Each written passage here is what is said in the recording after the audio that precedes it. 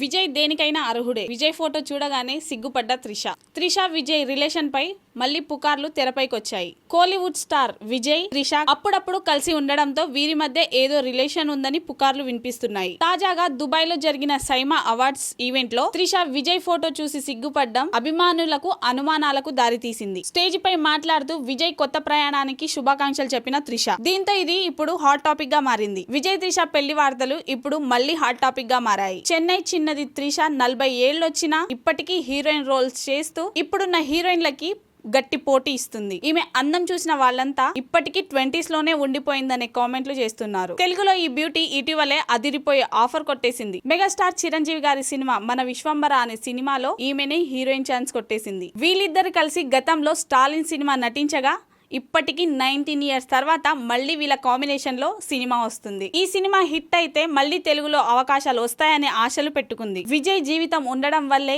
ఈమె మరొకరిని తన జీవితంలోకి ఆహ్వానించలేకపోతుందని, అందుకే తను ఇప్పటికీ పెళ్లి చేసుకోకుండా సింగిల్ గానే ఉండిపోయిందనే వార్తలు వినిపిస్తున్నాయి. అయితే తమ రిలేషన్షిప్ పై విజయ్ గాని త్రిష గాని ఎప్పుడు బహిరంగంగా స్పందించలేదు.